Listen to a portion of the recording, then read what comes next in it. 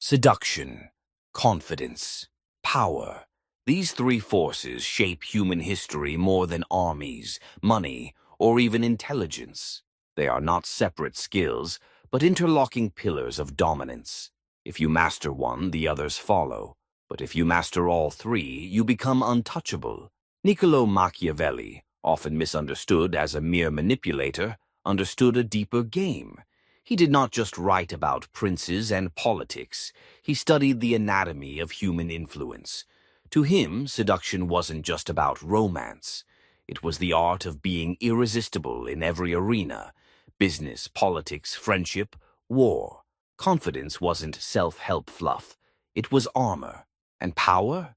It was not taken by force. It was earned through perception. Let's begin with the first step of becoming this dangerous hybrid Machiavellian figure.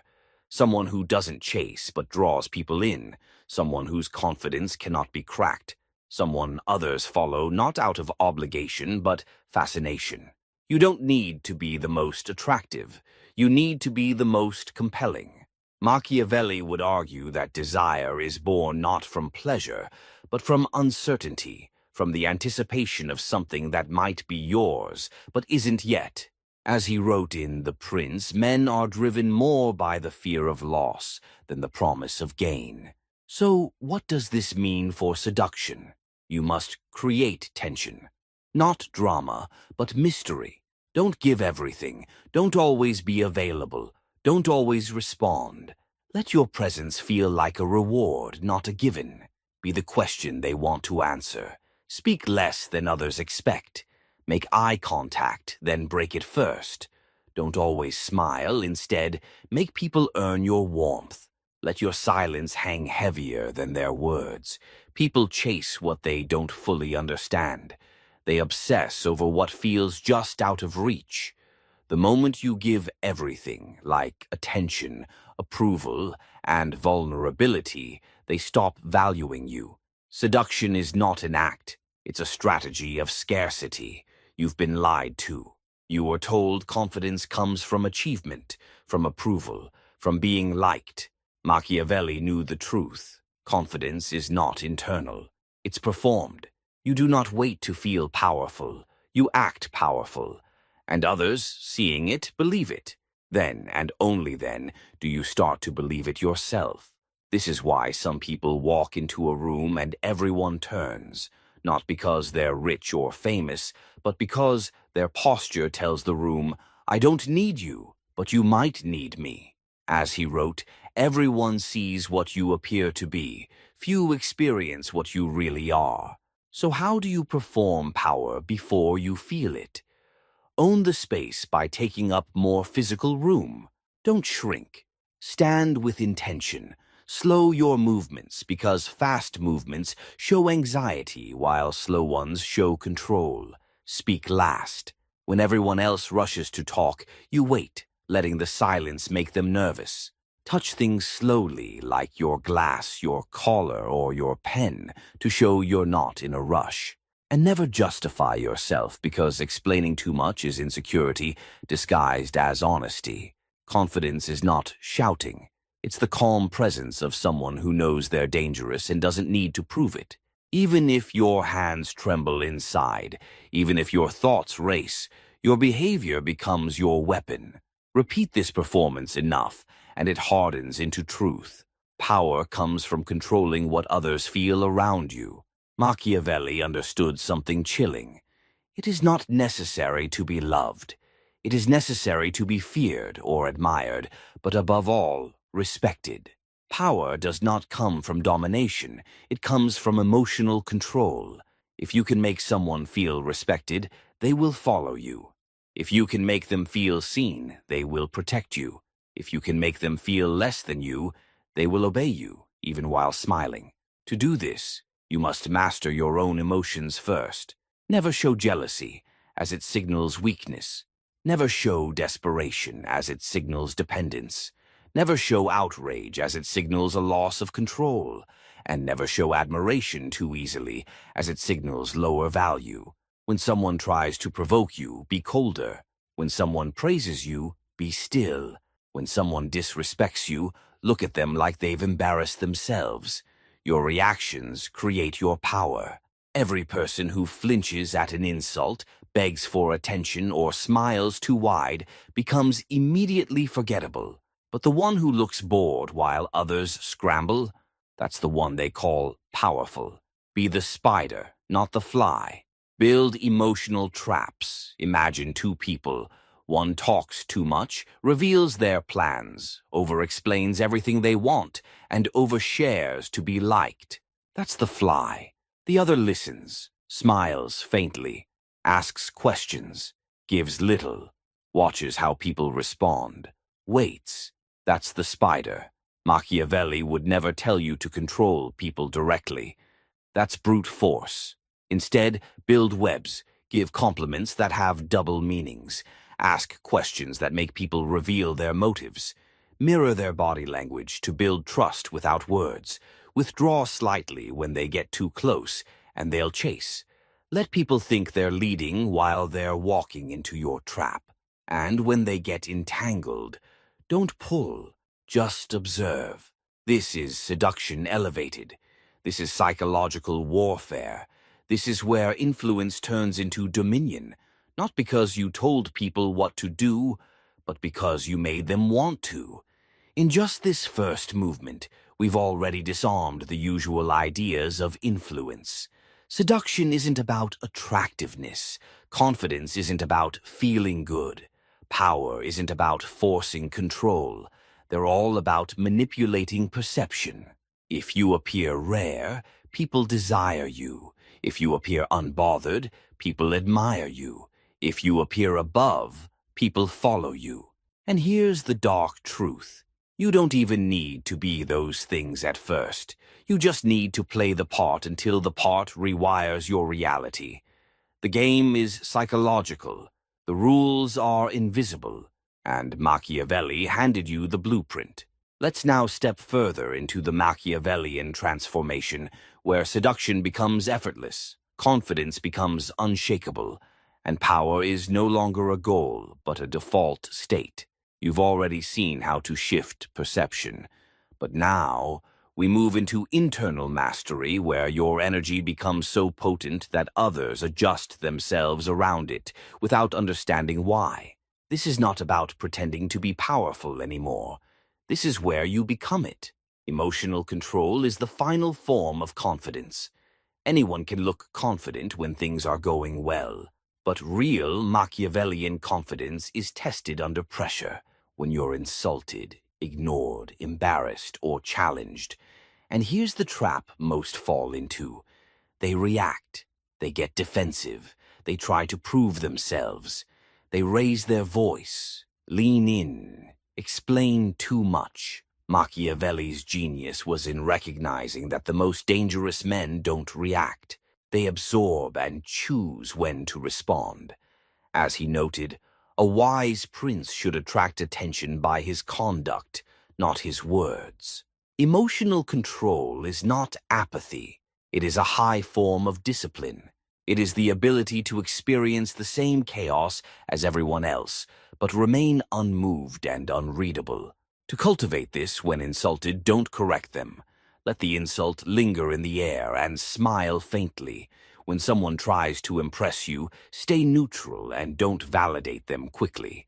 When something rattles you internally, delay your response and let time dilute your reaction. Over time, you become a fortress, and people will feel it. They'll think twice before disrespecting you. They'll crave your approval. They'll fear your silence, because you've trained yourself not to flinch. That is confidence that doesn't break, even under fire. Seduction is not always sexual. It's influence without resistance. When most people hear seduce, they think of attraction in a romantic sense. But Machiavelli's idea of seduction went far beyond that. To seduce is to make someone want to align with you, to make them lower their guard, to make them believe you are the answer to what they seek, whether it's status, love, validation, security, rebellion, or power. This is why the most seductive people in history, like Cleopatra, Casanova, and Julius Caesar, weren't always the most beautiful, but they understood desire. They knew that most people live in an emotional fog filled with insecurity, boredom, fear, and longing. A Machiavellian seducer enters their world like a spell. You don't sell yourself, you sell a feeling.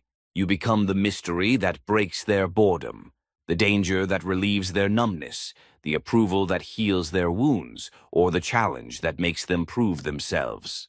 Want to become instantly seductive?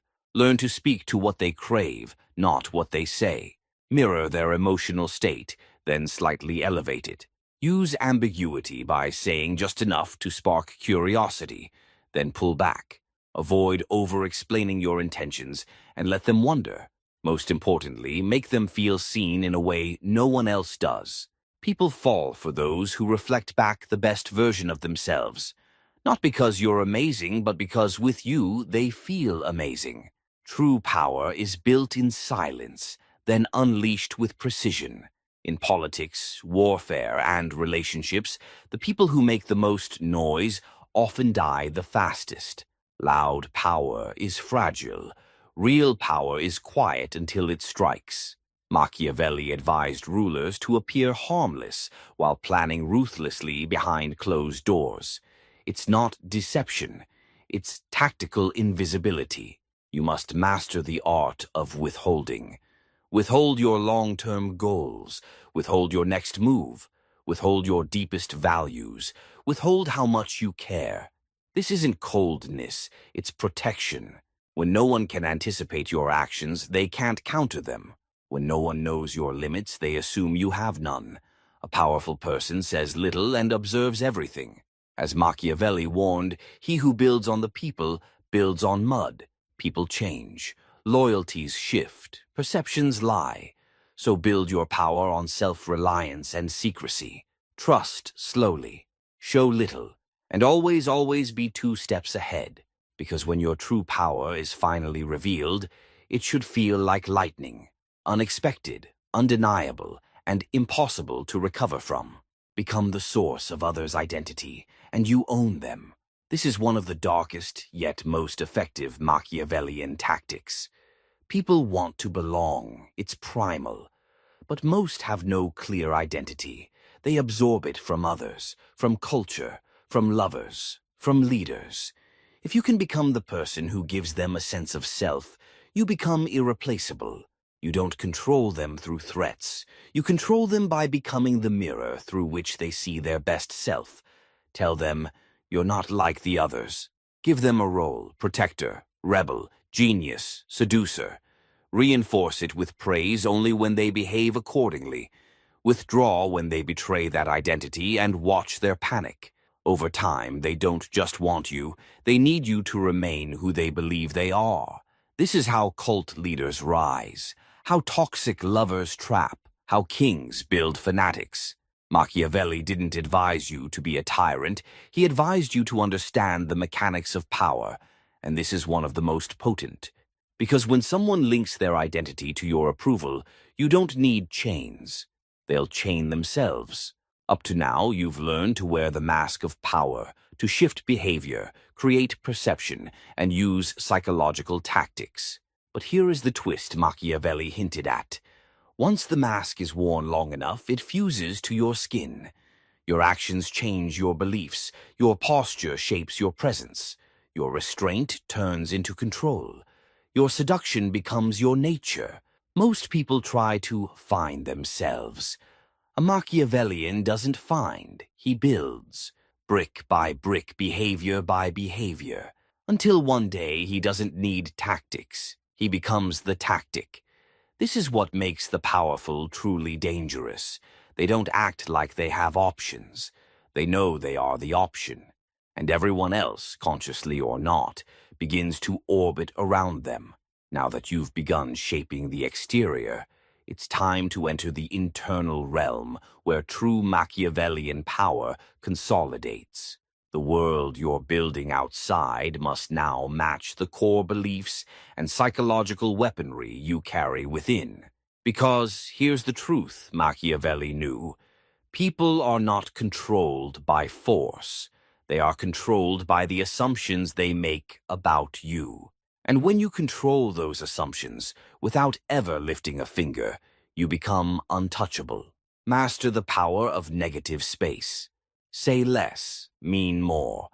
Most people rush to fill silence, to explain, to impress, to clarify. They treat silence like a vacuum that must be covered up. But in Machiavelli's world, silence is not weakness. It's a tool, and often it's the most powerful statement of all. As he wrote, "A wise man does at once what a fool does finally." Think of the most feared individuals. They rarely say much. That's not a coincidence. It's a strategy, because the less you say, the more others project onto you. They wonder what you are thinking, if you are offended, or if you know something they don't. And that wondering, that overthinking, gives you power without you doing anything. Here's how to weaponize negative space. In conversation, respond with pauses longer than expected to let the silence pressure them. When someone asks for approval, don't give it immediately. Make them sit in uncertainty. When accused or challenged, respond with stillness, not defense, as it will unsettle them more than words ever could. In groups, observe before speaking. Say one meaningful thing, then withdraw. People remember what wasn't said. People obsess over the gaps. And in those gaps, you become more myth than man. Silence is the language of the powerful. Weaponize rejection. Become the prize, not the seeker. Most people spend their lives seeking approval from friends, family, lovers, bosses, strangers online. But approval is a trap. The more you seek it, the less you control it. And Machiavelli understood, whoever wants less holds more. Power belongs to those who can reject. That doesn't mean being cruel. It means choosing. It means not needing. It means creating a reality where others fear your absence more than they enjoy your presence. This is how you flip the social dynamic. When someone is too eager to be around you, distance yourself. When someone fails to meet your standard, withdraw without explaining. When you're invited somewhere, delay your answer to let them feel the cost of your presence. When someone insults you subtly, respond with amusement, not defense, to show they failed to penetrate. Rejection makes you rare. Rarity makes you powerful. The ultimate form of seduction is being desired by many and choosing only a few. You don't chase, you pull. And when others realize they can be replaced, but you can't, they change how they treat you forever. Psychological warfare begins with self-talk. Everything you project externally, your posture, your tone, your energy, begins in your inner dialogue. If your mind is polluted with insecurity, resentment, or doubt, no amount of external charm will save you. You'll still fumble when challenged. You'll still break when disrespected. You'll still seek validation to feel whole. But the Machiavellian mind runs differently. It is not kind. It is clear. It doesn't say, "You're enough." It says, "Become more," or "Be ruled." Here's how to rewrite your internal programming. Replace "I hope they like me" with "Let's see if they qualify." Replace "I'm nervous" with "This is how power sharpens itself." Replace "What if they reject me" with "Good, they showed their value." Replace "Why did they do that to me" with "I allowed it, never again." Machiavelli would tell you, no one owes you respect. You must earn it by becoming undeniable, and that begins with how you speak to yourself when no one's watching. You are either your greatest general or your weakest enemy. Control the frame. Don't argue, define. In every interaction there is a frame, an unspoken lens through which everything is interpreted. The person who defines the frame controls the conversation without needing to argue. This is one of the most underused forms of psychological power. Most people argue facts. Machiavellians argue context. For example, if someone says, "You're being arrogant," you respond, "Confidence looks like arrogance to the insecure." If someone talks over you, pause, go silent, and then ask, "Are you done?" to reset the dominance. If someone gossips, ask, "Why are you so comfortable telling me this?" To shift the suspicion onto them. Controlling the frame makes you the narrator of reality, and in a world where most people accept whatever script they're handed, the one who writes the script rules the stage. Don't react to frames. Break them, or better yet, build your own. Cultivate inner fortress energy, so they never know what you're planning. There is a type of man who gives off a dangerous calm. He smiles slightly while others panic. He listens deeply but reveals nothing. He says less, but everyone listens when he does. That is fortress energy. Machiavelli believed every ruler must build an actual fortress. But in modern life, your mind is the fortress. Here's how to radiate it. Become comfortable with solitude, because if you need others to feel whole, you're not dangerous. You're dependent. Stop oversharing. Every time you expose a wound or goal too soon, you give someone a map to exploit you. Train in private. Read, write, build, and sharpen. Let others assume you're idle while you build in silence. Master your micro-reactions. When you hear something surprising, pause. Don't let your face betray you. A fortress doesn't flinch. It doesn't rush. It watches and waits. And when it strikes, it finishes the job. This is the energy that makes people second-guess themselves around you. That makes them wonder if they've underestimated you. That makes them respect you by instinct. And once that instinct is formed, it's nearly impossible to undo. By now, you've learned how to seduce minds, perform confidence, and embed power deep into the way you walk, talk, and think. But there is one more transformation, where you go beyond just being respected now and enter the realm of being remembered forever. This is what Machiavelli ultimately sought to understand. Not just temporary control, but permanent influence. Not just how to get power, but how to create a legacy that cannot be erased, even by your enemies. Now we arrive at the final stage, the apex of Machiavellian transformation. You've seduced without lowering yourself. You've built confidence that doesn't need permission. You've gained power through silence, rejection, and framing. But there is one final level, immortality. Not in the literal sense, but in the only sense that matters in power. Lasting psychological influence. To become more than a person. To become a symbol. To become the kind of presence that stays in a room after you leave and lives in minds long after you're gone. This is not about ego. It is about domination without effort. Let's finish the blueprint. Become their standard so they compare everyone else to you. The greatest seduction is not temporary. It's permanent mental real estate. A Machiavellian doesn't want to be liked in the moment. He wants to be remembered when he's gone. He wants others to meet someone new and feel disappointed because they don't measure up to him. You must become their reference point. Their internal gold standard. Here's how.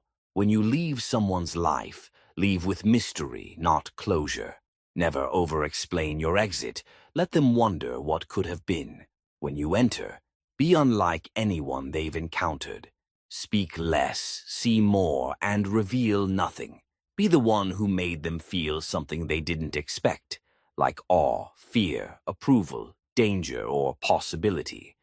Make them laugh. Challenge them, silence them, and then withdraw.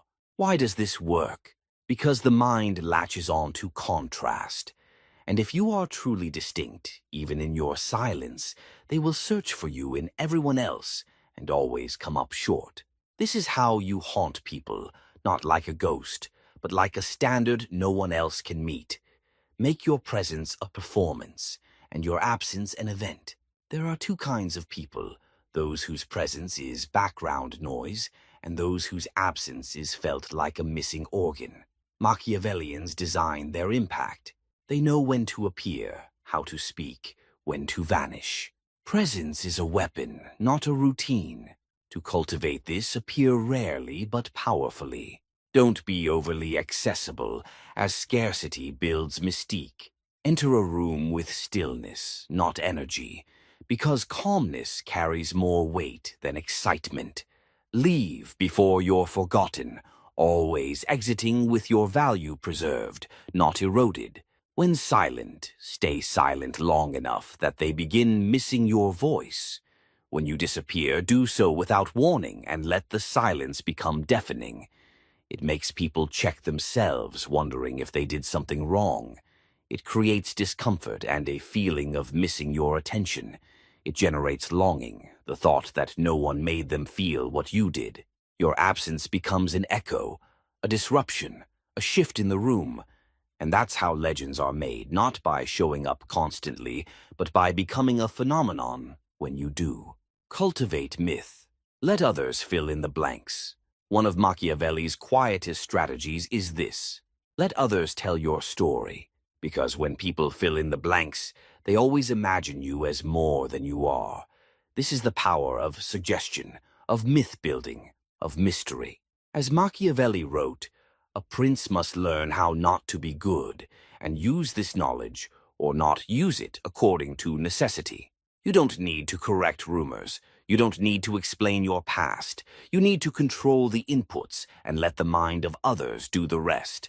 To do this, drop intentional hints that make people curious, then change the subject. Let them overhear praise about you, but never repeat it yourself. Never clarify everything. Let mystery work for you. When accused of something untrue, respond with a smile to keep the myth alive. Myths are powerful because they're owned by the audience. If you build your reputation too directly, it looks fabricated. But if others piece it together from whispers, silences, and incomplete stories, it feels earned. And earned belief becomes unshakable. Transcend the persona. Become the archetype. You started this journey wanting to be seductive, confident, and powerful. But that's not enough. At the final level, you must become something greater, an archetype. The king, the queen, the enigma, the phantom, the savior, the flame. Whatever identity suits your strategy, you must embody it so fully that others see you as more than a person. You don't just act confident. You become the person who is never shaken. You don't just play hard to get. You become the one they never got over.